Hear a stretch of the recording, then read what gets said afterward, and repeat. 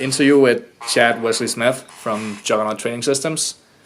So, hey Chad. What's up, Mikhail? How you doing, buddy? Okay, so what I want to talk to you about first is just being a great athlete, and all that encompasses that. So the mindset that goes into it, the support system that goes into it, the training over the course of your career in whatever sport you compete in, and whatever else that entails. And I figured we could use your athletic background, like kind of how you got into track and field and things, and then into powerlifting later on, as a way to, just as an example for that. Mm-hmm. So, yeah, I think I'll let you take it from there. All right. I guess, the mindset part of it to start, I'll talk about that stuff first. That's going to be a big part, and maybe the biggest part that's going to separate. Once you have all things being equal, and they never are from a talent standpoint and that kind of thing. Yeah. The mindset's going to be the big separator for people. Understanding how to use the nervous or anxious energy created by competition as a positive effect for you rather than it negatively affecting you. How to develop that is a tough thing, especially because there's, you look at the development of someone's life and their personality and all those kind of things. Something that happened, for an athlete when they were 9 or 10 years old, what kind of ripple effect does that have throughout the rest of their career? Right. How do they respond to it then, and how does that affect them 10 years down the road is a really complex thing. I think the simplest way to go about it is going to be to be able to have as many positive experiences as possible to kind of set yourself up for success in competition, particularly with younger athletes. They're going to lose, they're going to make mistakes, but finding a way to put a positive spin on that, to take positive situations out of it, and not to just forget about the negative aspects of it, but as cliche as it may be, like, oh, you learn more from losing than from winning. I don't know if that's quite true, but there's something to be learned from the losses as well. And I think the big part of that is going to be focusing on being process-oriented. So we could be goal-oriented or process-oriented.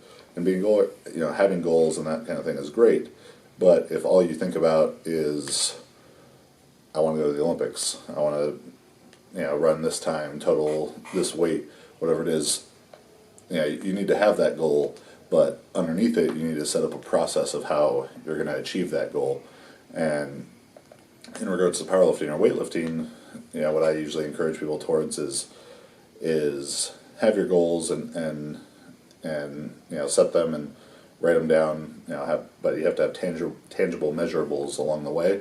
And the biggest thing is going to be, how can I put 5 more kilos on the bar? What can I do to put 5 more kilos on the bar? Because if the goal is squatting 100 kilos more than you've done right now, that's so abstract almost. Yeah. Because you can't answer the question, how can I put 100 kilos more on my squat? It's going to be such a long list, it's almost impossible to answer. But in the sense of how can I put 5 more kilos on, you're going to be able to create much more actionable points to go along with that. And it's just going to be more sustainable over the long term to always, how can I improve my diet 1%, 2%? And that's going to translate to this small improvement and then this small improvement and so on and so forth. So I think that's a really important thing is focusing on the process.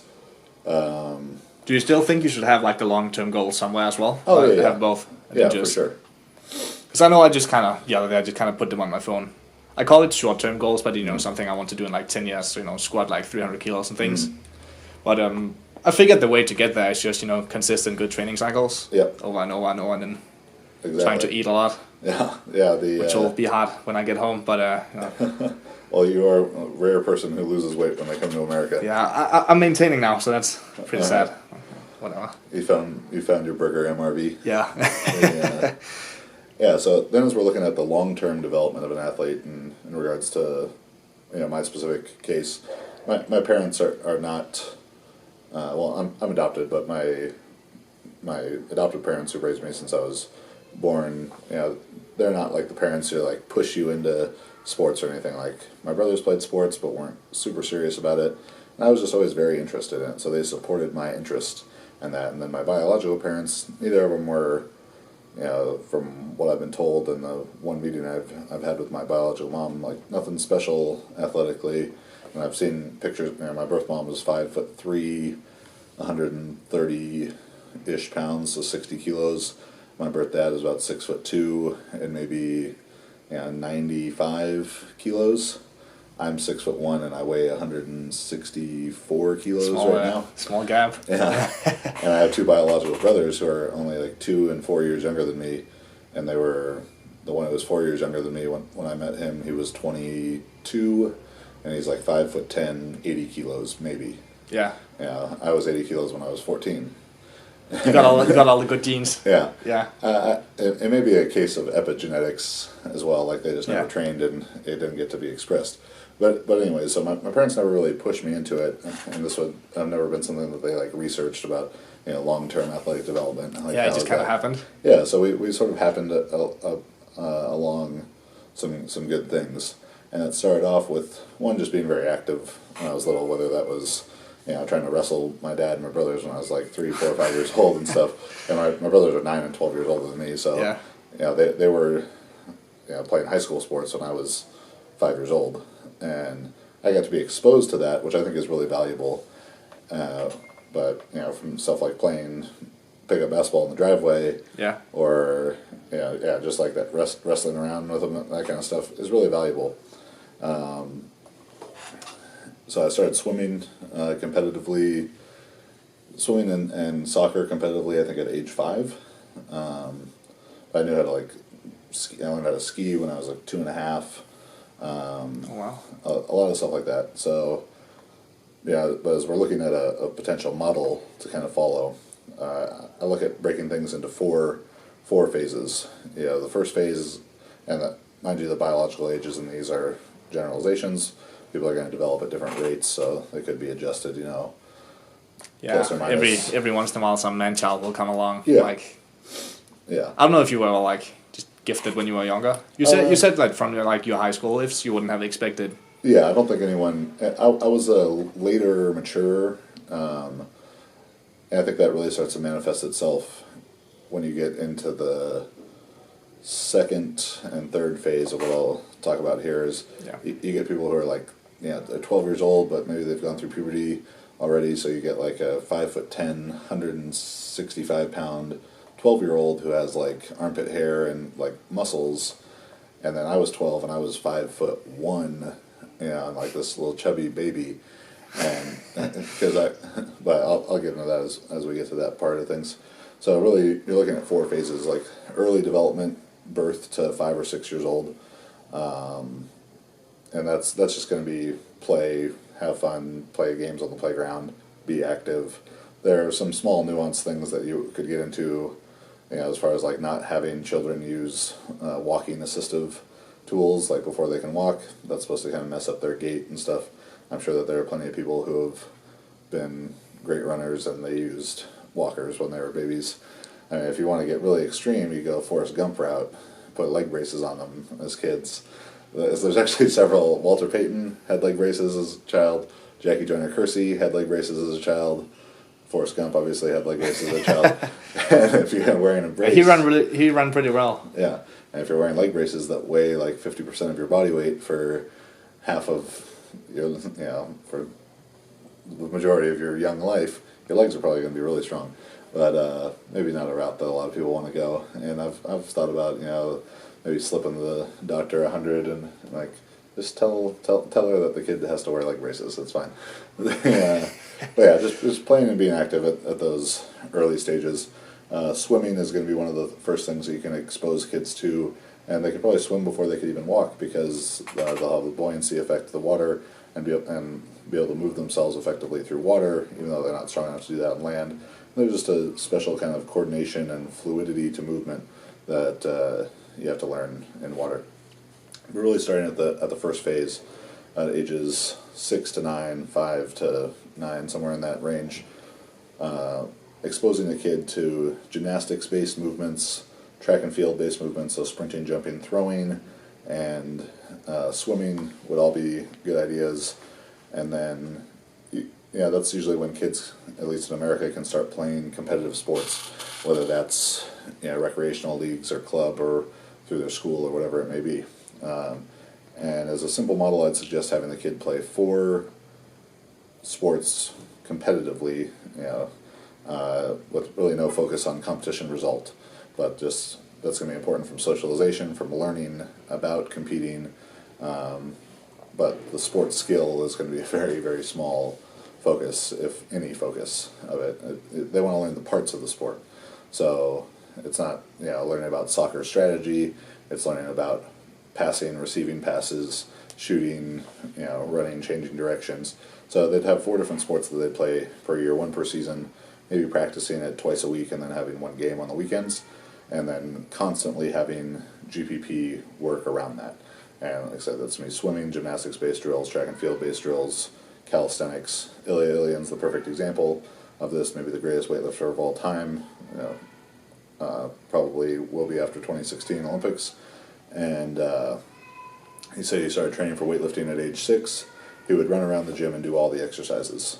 And that just meant he did a very highly general, highly varied program, but it would have certainly consisted of those types of things: swimming, gymnastics, track and field based stuff, weightlifting drills, calisthenics, all that.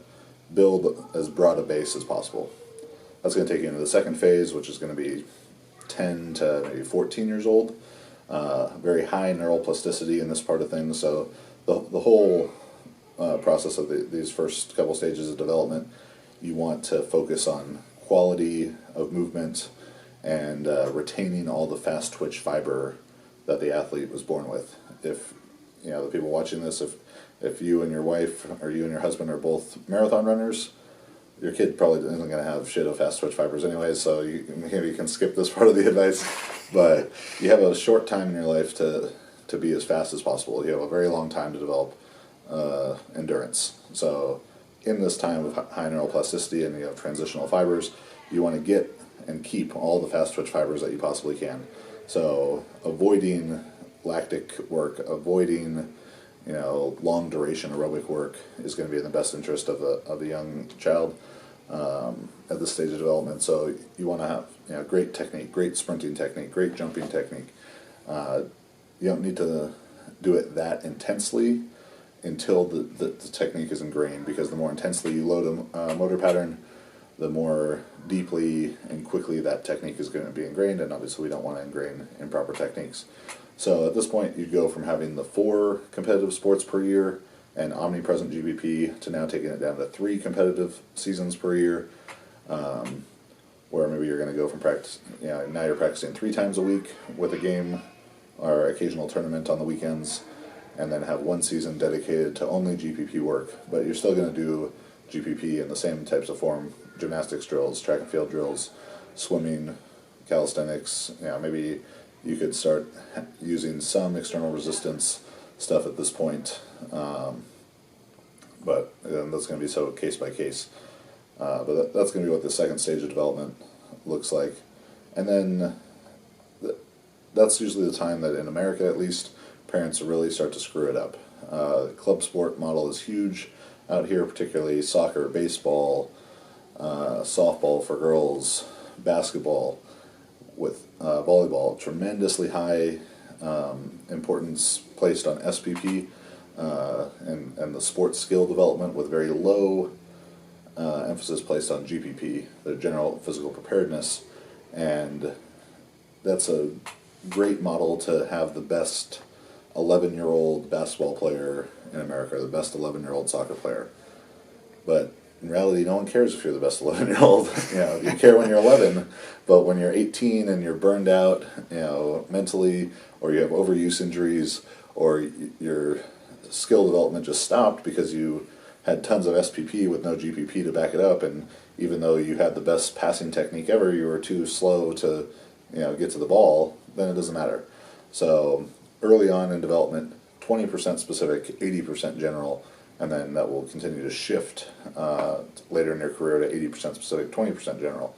So that's going to take you into phase 3, which would be about high school age. So can I just cut you off real quick? So you talked about some GPP training and general, track and field drills. Yep. What would those look like in the earlier stages? Yeah, so the track and field drills, I mean, are going to be running technique drills, which are going to be all sorts of different skipping series. You know, whether it's people use all different terms, but A skip, B skip, C skip, A run, B run, C run, which are different high knee, butt kick, bounding drills, extensive jumping. So that could be multiple jumps for distance, jumps upstairs, box jumps, and that's when I started doing track. I think I was 8 or 9 years old, and I was a sprinter and a shot putter, and we just trained a lot. Like we practiced 3 times a week, and the practices were like 2.5 or 3 hours long, and they were hard. I remember them being very challenging. Just from the start of things like the warm up, we'd run, we'd jog a mile, and then we'd get into we'd just get into the warm up, which was tons of calisthenics. I mean, 100 push-ups, 100 sit-ups, 100 jumping CrossFit jacks. early on. Yeah, and CrossFit, what looks like CrossFit is a really good GPP program and a great thing to expose young kids to, as long as it's done right. We'd go from all those calisthenics into our sprinting drills to work on technique, into all kinds of different jumping, up on a box down, up on another box down, that sort of stuff. Of course we didn't do it perfectly. Our youth track coaches were not Soviet sports scientists, but we did a lot of things well. We just did a lot of stuff, and a lot of it turned out to be good.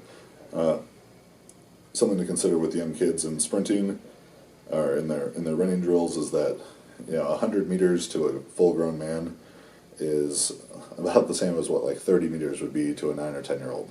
So all the distances are going to need to be cut down significantly. Otherwise, it's going to be the energy systems that it's training for an adult are going to be much different than it is for a kid. So, and focus quality, acceleration, max speed endurance can come later in life. We do medicine ball throws.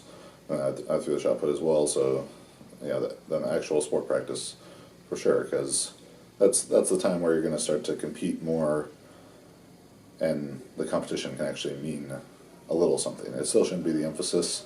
You still want to look long term, not how can I be the best 11-year-old, but the competitive qualities are going to start to be developed then.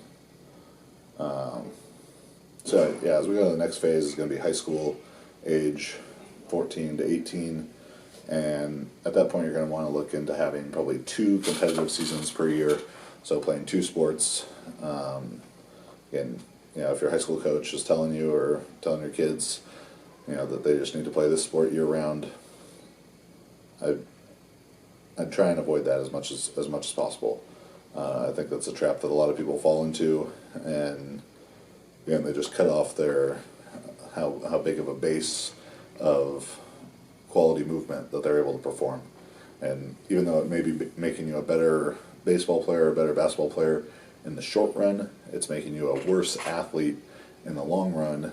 And a good coach is always going to be able to take a good athlete and make him into a good football player, soccer player, baseball player, whatever, much better than he can take a good baseball player and teach him how to be athletic. Or when everyone else's sports skills catch up to him, then it's going to be the best athlete who is successful. So I'd have 2 competitive seasons.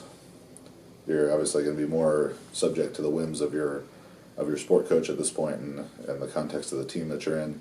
So you're going to be practicing 4 to 5 times a week, playing 2 to 3 games a week, or 1 to 3 games depending on the sport. You're going to have tournaments that you have to do.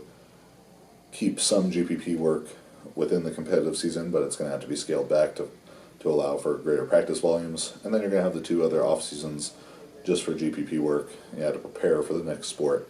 And there's going to be different qualities that you have to prepare for at that point. And that'll take you to the 4th part of things, which is just the majority of training that we talk about on our website and that kind of thing is just real annual planning. And you're playing one sport, but it's going to have different phases to that plan, as far as preseason, in-season, championship season, off-season, different peaking strategies, maybe a block model. Too many considerations to go into in this video, but when we talk about sport training, this is usually what we're going to be talking about, is training for one sport all year round, but that doesn't just mean practice the sport all the time. GBP and SPP are going to kind of ebb and flow to reflect each other, and what's the most important at that time of the year. And you could even say as well, even if you only play football, like put an emphasis on it for 6 months, you're still going to remember that 6 months later. It's not like it's going to completely detrain. Oh, for sure. Because I know some people make that case with, say, block periodization. When you're not doing hypertrophy, you're going to get small by the time competition comes around. Well, you're going to get weak when you go back to do your hypertrophy work and things. And sporting skills are so much more complex than just hypertrophy, strength, peaking strength skills. Like powerlifting, I almost get bored sometimes talking about powerlifting training because it's so straightforward. Like, so simple now. You made it pretty simple, at least. Yeah, there's only one quality that you're aspiring to in 3 relatively low skill movements, where you get into I was a shot putter previously to this, and you had to have maximal strength, you had to have power, you had to have much greater technical components, you needed to have speed qualities, timing, rhythm, all those things. There's just a lot more to train. And then there's sports, shot put is still, that's only one technique. It's a much more complex technique than squat, bench, or deadlift, but there's only one of them. You're trying to do that one thing as well as possible. When you look at basketball or soccer or football, how many potential techniques there are involved in that. You have a guy coming at you from this angle, from this angle, from this angle. The technique just changed, and it's dynamic in nature that you have to recognize it. And it can't even be something to be truly great. It can't even be something that I see this person coming here. Okay, I need to do this move. No, it just happens. It happens because you've been exposed to it so many times. So that's me adjust for different sports of how much practice you need to put towards the skill, but. Yeah, cool. So just the thing, I mean, after that it just becomes, picking your spot basically, right? Yeah. Yeah, and then go from there and hopefully be successful. Yeah. So even just going into that, say... you're going to pick the sport and the sport's going to pick you to some degree, yeah, too. I could want to be the best 100-meter runner ever, and that could be what I'm passionate about in life, and there's a 100-meter fire burning inside me, and it just ain't going to happen. So... I've even heard some people say that doing the thing you're good at rather than the thing you are passionate about is going to make you happier because it's like a positive cycle thing. It's because you're good at it, so people are going to applaud you, and you're going to do well in it itself. Yeah, that's probably a